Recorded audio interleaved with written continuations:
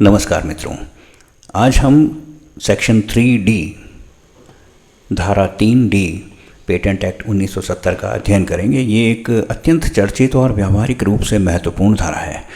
दोस्तों, ये कहती है कि the mayor discovery of a new form of A known substance which does not result in the enhancement of the known efficacy of that substance is not an invention. एक बहुत सरल सा प्रश्न है कि यदि कोई दवा पहले से ज्ञात है और उसका केवल एक नया फॉर्म खोज लिया तो क्या वह नया इन्वेंशन है? दोस्तों, ज़रूरी नहीं है। सेक्शन 3D हमें एक बहुत महत्वपूर्ण बात सिखाता है और ये है कि रूप बदलना, इसका मतलब ये नहीं होता कि प्रभाव बदलना। पेटेंट सिस्टम इनोवेशन को रिवार्ड करता है, लेकिन केवल रियल एडवांसमेंट को रिवार्ड करता है, ना कि सुपरफिशियल या कॉस्मेटिक चेंजेस को। दोस्तों, ये धारा 3D विशेष रूप से उस प्रवृत्ति को रोकने के लिए है जिसे हम कहते हैं एवरग्रीनिंग। एवरग्रीनिंग मतलब सदाबहार, यानी एग्जिस्टिंग ड्रग पर छोटे छोटे बदलाव करके मोनोपोली को लगातार बढ़ाते जाना। तो यहाँ मेयर डिस्कवरी शब्द बहुत महत्वपूर्ण है। इसका मतलब है कि केवल नया फॉर्म पहचान लेना और बिना किसी वास्तविक थेरोपेटिक इम्प्रूवमेंट के। फॉर एग्जांपल कि न्यू पॉलीमॉर्फ है, न्यू सॉल्ट है, न्यू क्रिस्टलाई फॉर्म है, लेकिन ये केवल स्ट्रक्चर बदलते हैं, लेकिन इलाज के परिणाम वही रहते हैं। तो ये इनोवेशन नहीं है, इन्वेंशन नहीं है। अब इस धारा का सबसे महत्वपूर्ण हिस्सा है एनहांसमेंट ऑफ नोन एफिकेसी। तो यहाँ एफिकेसी का मतलब है थेरोपेटिक एफिकेसी, यानी रोगी के उपचार में वास्तविक सुधार।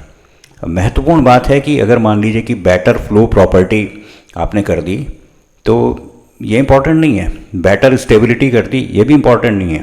बेटर शेल्फ लाइफ कर दी, ये भी इंपॉर्टेंट नहीं है। ये सब यूज़फुल हो सकते हैं, लेकिन ये थेरोपेटिक एफिकेसी नहीं है।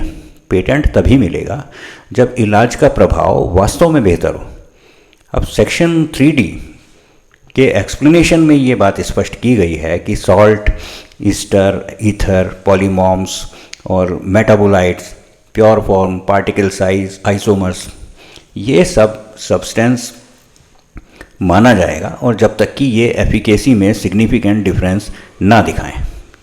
यानी केवल केमिकल वेरिएशन कर देने से इन्वेंशन नई नहीं हो जाती।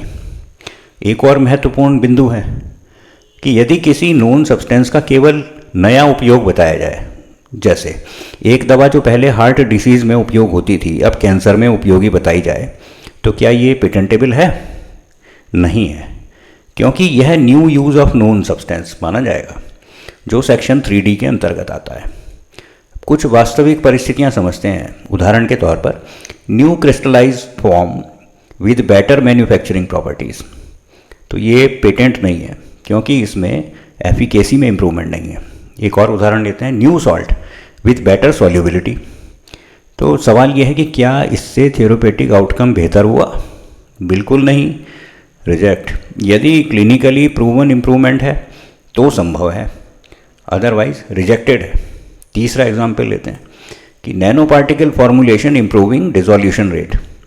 तो अगर पेन रिलीफ बिल्कुल वही है, सेम है, तो रिजेक्ट है ये।